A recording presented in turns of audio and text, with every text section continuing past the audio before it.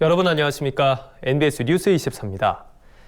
인구 감소에다 고령화까지 겹치면서 활력을 잃어가는 농촌 지역. 정부가 지역경제 활성화를 위한 지원에 나섰습니다.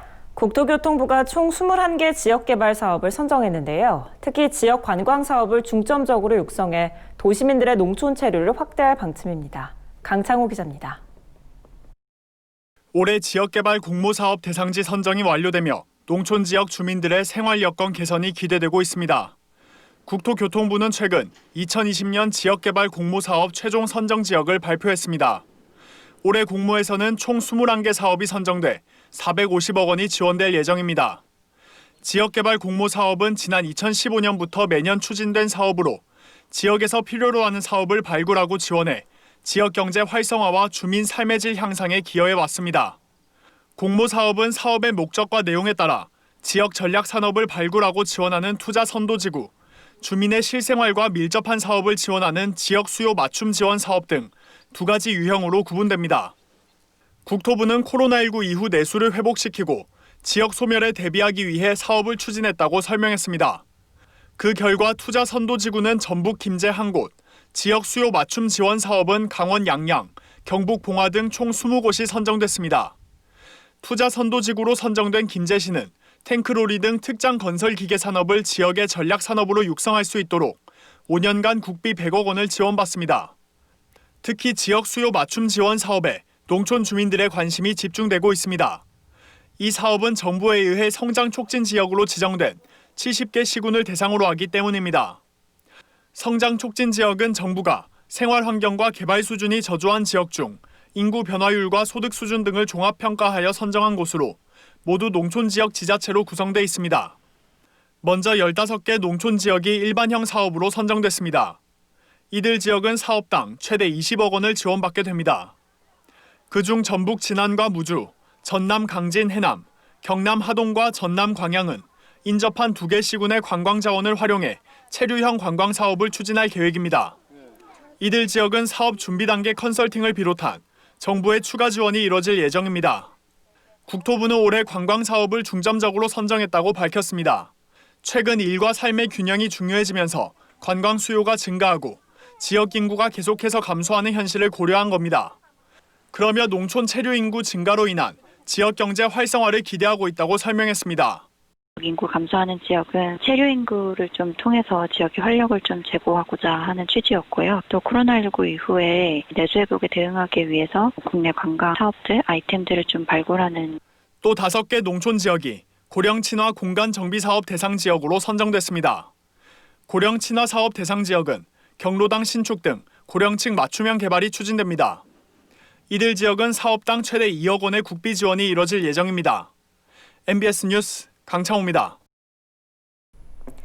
당일 아침에나 딱 하루만 파는 달걀, 도축한 지 3일 된 돼지고기. 요즘 대형마트에서는 눈에 띄는 축산물인데요. 신선함을 넘어 초신선함을 강조한 농축산물이 소비시장의 지각 변동을 일으키고 있습니다. 보도에 김인경 기자입니다. 서울 시내 한 대형 마트입니다. 소비자들이 달걀 판매대 앞에서 유심히 제품을 살펴봅니다. 포장지를 자세히 보니 오늘 나와서 오늘만 판매하는 달걀이라고 적혀 있습니다. 통상적으로 달걀이 산란한 지 5일에서 10일 후 매장에 진열됐던 것에 비하면 유통 시기를 최대 열흘 정도 앞당긴 겁니다. 매일 오전 지정 농장에서 달걀을 수집한 뒤 세척 포장해 당일에만 판매하는 달걀로 팔리지 않은 상품은 모두 폐기됩니다. 소비자들의 반응은 어떨까? 수도권 20개 매장에서 10개들이 한 팩을 하루에 200개씩만 한정 판매하고 있는데 폐기되는 물량은 10% 미만일 정도로 인기가 좋습니다.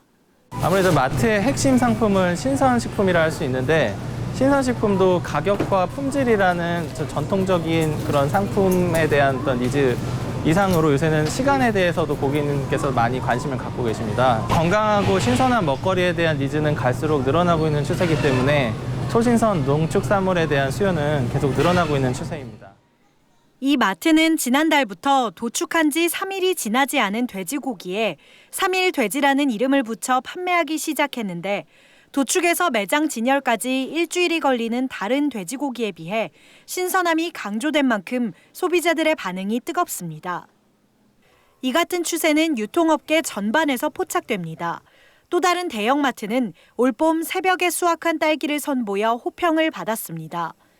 새벽에 농가에서 수확한 딸기를 당일 입고해 판매한 건데 3, 4월 전체 딸기 매출 가운데 30%를 차지할 정도로 호응이 높았습니다. 과거에는 대형 마트를 통한 신선한 농축산물이라면 마트에서 갓도 정해주는 쌀 정도를 떠올렸지만 이제 유통업계가 농가와의 직거래 직계약 방식으로 소비자 만족도를 극대화할 수 있는 유통 혁신에 발벗고 나서고 있는 겁니다. 온라인에서도 신선함을 강조한 농축산물 유통은 대세라고 할 수 있습니다. 마켓컬리는 채소나 과일 등 신선 농산물을 밤 11시까지 주문하면 다음 날 오전 7시 전에 배송해주는 새벽 배송 시스템으로 유통업계에 파란을 일으켰고 초신선 정육점을 표방하는 온라인 쇼핑몰 정육각은 갓 잡은 돼지고기, 오늘 낳은 달걀 등을 홍보하며 2030 소비자를 끌어당기고 있습니다. 전문가들은 유통업계의 초신선 마케팅 인기가 코로나19로 집밥 수요가 늘어난 홈쿡 시대 소비자 요구와 맞아떨어졌기 때문이라고 분석합니다. 아울러 업계 관계자들은 온라인 쇼핑에서 품질이 떨어지는 농축산물을 구매한 경험이 있는 소비자들이 금액을 더 지불하고서라도 고품질 신선 농축산물을 구입하려는 경향이 있다고 귀뜸합니다. 농식품 소비 시장에 불고 있는 초신선 바람이 농가에도 호재로 작용할 수 있을지 주목됩니다. NBS 뉴스 김인경입니다. 농작물 생산량이 늘거나 줄어든 이유를 손쉽게 알아낼 수 있다면 성공적인 영농에 빠르게 다가갈 수 있을 텐데요. 정보통신기술로 생육 데이터를 모으고 생산성까지 높이는 농가가 등장해 눈길을 끌고 있습니다. 기획보도 디지털 농업 4.0 시대를 연다.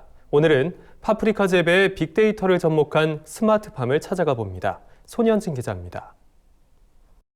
형형색색의 파프리카가 자라고 있는 2만 1,000제곱미터 규모의 유리온실 스마트팜입니다.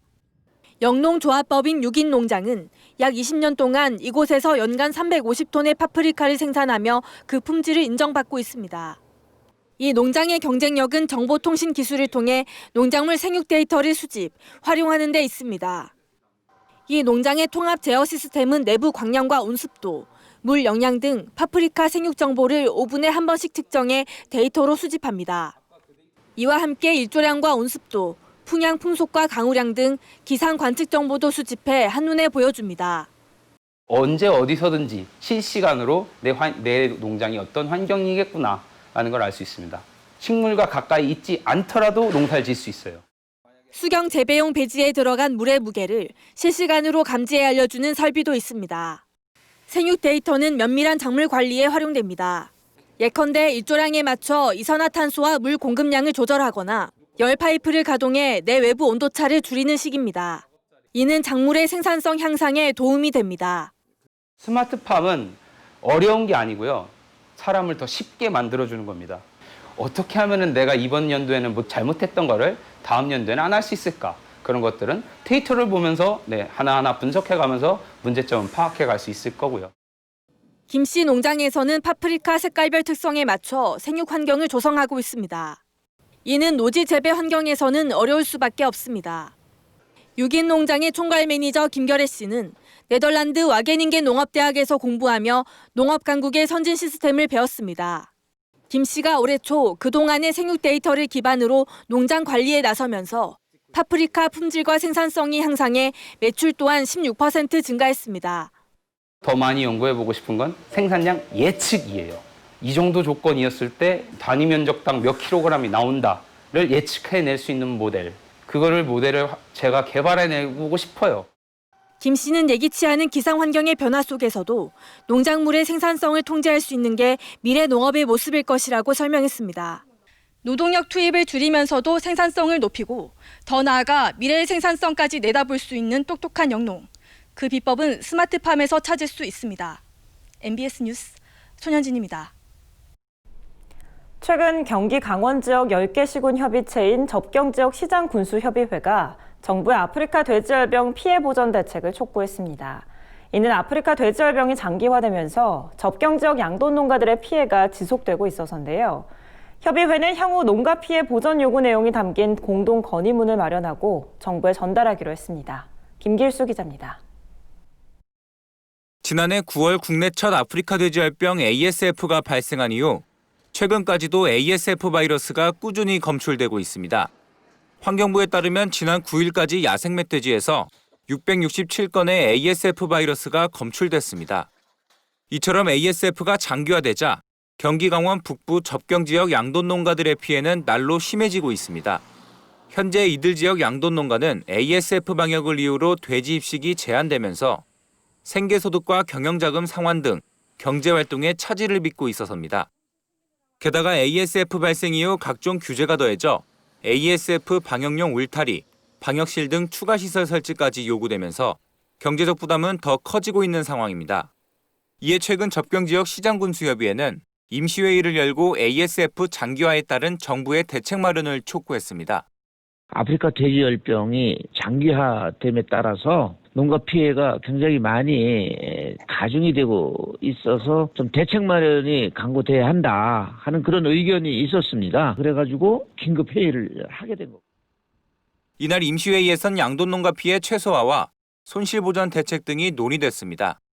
우선 협의회는 방역시설 보조사업에 대한 보조비율 상향 조정과 예산 확대, 폐업 보상 현실화 및 재입식 지침 조기 수립을 주장했습니다. 또 출하검사와 축산 차량 출입 통제 등 규제를 완화해 줄 것을 건의했고 생계안정자금 추가 지원과 지원안도 현실화 등도 제기했습니다. 이는 현재 ASF가 발생한 지 9개월이 넘게 지났지만 기존 생계안정자금은 6개월분만 지급됐고 이마저도 대다수가 월 67만 원 수준으로 현실화할 필요가 있다는 농가들의 주장을 반영한 것으로 알려졌습니다. 폐업할 때 보상 현실화 문제, 축사시설 현대화 사업 문제, 방역 인프라 구축 사업에 대한 추가 예산 지원하는 문제, 생계안정 자금 지원하는 문제, 또 재입식이나 이동 제한 완화해달라는 이런 것을 저희가 논의를 해서 한편 협의회는 이번에 논의된 내용들을 바탕으로 향후 공동건의문을 채택한 뒤 농림축산식품부와 환경부 등에 전달하기로 했습니다. MBS 뉴스 김길수입니다. 산림을 잠식하는 해충인 매미나방이 역대 최대 규모로 확산하고 있습니다. 번식 속도가 엄청나고 성충이 되면 방제할 길이 없는 데다 농경지까지 침투해 농작물에 큰 피해를 끼치고 있는데요. 이 매미나방은 등록약제가 따로 없어 농민들이 골머리를 앓고 있습니다. 보도에 권수환 기자입니다. 잎과 줄기 등을 닥치는 대로 갉아먹어 나무를 고사시키는 해충인 매미나방. 유충 상태로 모든 식물을 먹어치우는 잡식성 해충입니다. 매미나방은 올해 유난히 따뜻했던 겨울 탓에 역대 최대 규모로 번식해 피해가 이만저만이 아닙니다.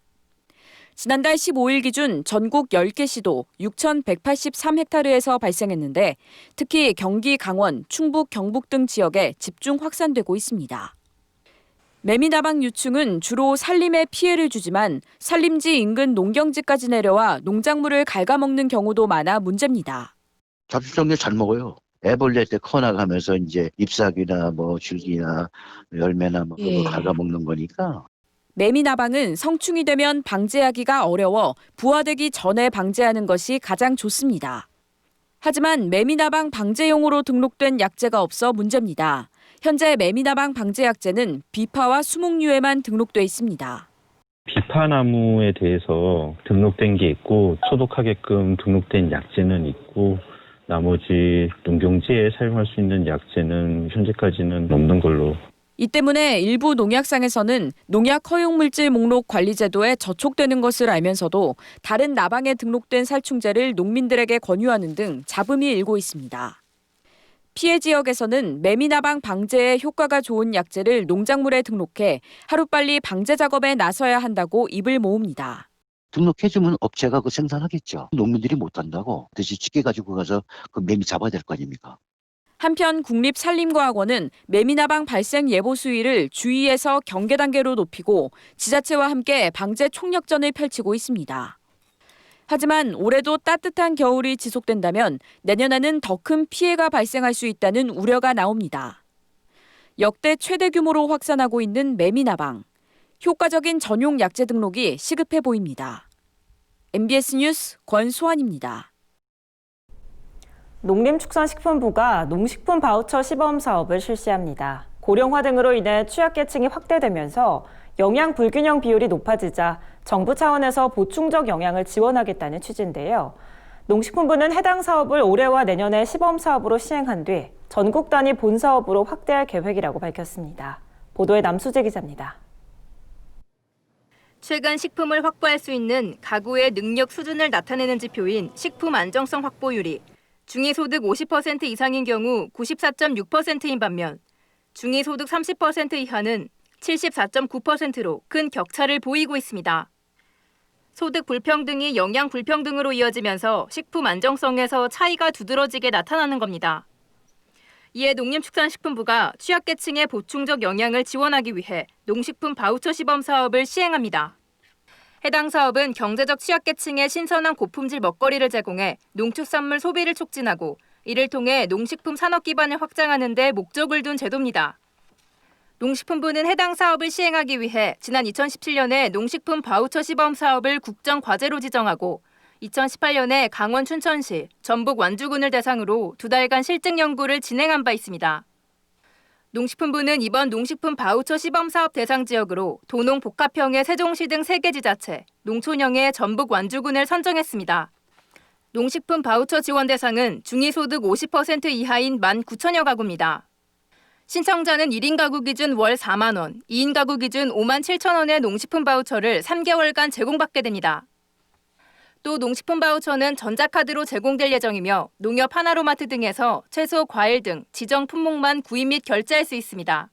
이 사업은 취약계층의 영양 보충 지원과 더불어서 국내산 농산물의 안정적인 소비 기반을 구축할 수 있다는 장점이 있습니다. 취약계층과 농업인이 상생할 수 있는 이번 농식품 바우처 지원 사업을 통해 취약계층이 국내산 신선 농산물을 지속적으로 소비하는 발판을 마련하는 한편 국내 농업과의 연계를 강화하는 선순환 체계를 구축할 수 있을지 기대가 모아지고 있습니다.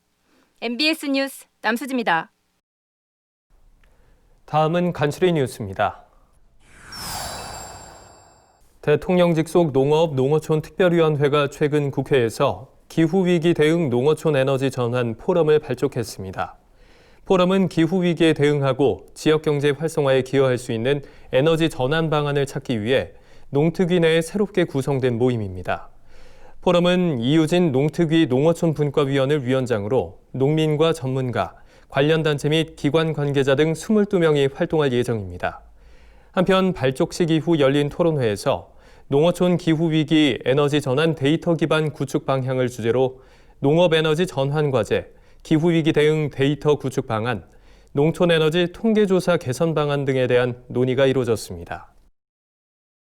경남 창녕군이 최근 우포농협 산지유통센터에서 깐마늘 2톤을 선적해 일본에 첫 수출했습니다. 올해 수출 예상 물량은 총 150톤으로 이에 앞서 군은 2차례에 걸쳐 마늘 600kg을 일본에 시범 수출한 바 있습니다. 군 관계자는 마늘값 인상 등으로 수출량이 변동될 수도 있다면서 마늘 수출을 바탕으로 품목을 다변화해 해외 시장을 확대해 나가겠다고 밝혔습니다. 농촌진흥청이 최근 가축개량협의회 젖소분과위원회를 열고 젖소 개량을 이끌어갈 젖소 보증시 수소 3마리를 선발했습니다. 젖소 보증시 수소는 국가 젖소 개량 사업의 일환으로 전국 젖소 암소에 정액을 공급하기 위해 선발된 우량시 수소를 의미합니다. 이번에 선발된 보증시 수소는 히어로, 로또, 선샤인으로 선발된 보증시 수소의 정액은 오는 8월부터 농협경제지주 가축개량원을 통해 젖소 사육농가에 공급될 예정입니다.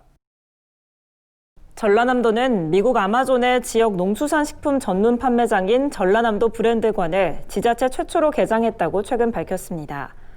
도에 따르면 브랜드관에는 유기농 표고, 고구마 말랭이, 청국장 등 18개 품목이 입점돼 있으며 현재 도라지 배즙 등 34개 품목에 대한 입점 테스트가 진행 중에 있습니다. 도 관계자는 브랜드관으로 연간 $10,000만 이상의 수출 효과를 낼 것으로 기대된다며 미국인들이 한국 먹거리를 쉽게 접할 수 있는 통로가 되길 바란다고 밝혔습니다. 이어서 증권 시황 전해드립니다. 네, NH투자증권입니다. 코스피가 외국인과 기관의 매도세로 소폭 하락 마감했습니다. 간밤 미국 증시가 핵심 대형 기술주의 차익 실현 매물 압박과 미국 경제활동 제한 조치 재개 우려 등이 하락하자 국내 증시도 상승 탄력이 둔화된 모습이었습니다. 오늘 코스피는 2.45포인트 하락한 2183.61을, 코스닥은 2.8포인트 내린 778.39를 기록했습니다. 투자 주체별로는 외국인과 기관이 417억 원, 3,810억 원씩 동반 매도세를 보였고 개인은 4,190억 원 홀로 순매수했습니다. 업종별로는 하락세가 우세했습니다. 통신업이 1% 이상 오른 반면 의료정밀은 2%대 하락폭을 기록했고 서비스업과 철강금속도 약세를 보였습니다. 시가총액 상위 종목들은 등락이 엇갈렸습니다. 네이버와 카카오 등 언택트 대장주들이 하락세를 보였고 간밤 테슬라 주가 하락 영향으로 삼성 SDI와 SK이노베이션 등 국내 2차 전지주들이 약세를 보였습니다. 반면 호실적 기대감으로 LG전자가 2% 넘게 올랐고 신풍제약 등 코로나19 치료제로 손꼽히는 덱사메타손 관련주가 강세를 보였습니다. 또한 농심이 올해 상반기 미국에서 사상 최대 라면 매출 기록 소식에 52주 신고가를 기록했고 KT와 LG U+ 등 통신주가 상승세를 보였습니다. 한편 전일 급등세를 보였던 한국판 뉴딜 관련주들은 하락세를 보였습니다. 오늘 원달러 환율은 4.8원 오른 1205.7원에 거래를 마쳤고 3년 만기 국고채 금리는 0.86%를 기록했습니다. 지금까지 NH투자증권이었습니다.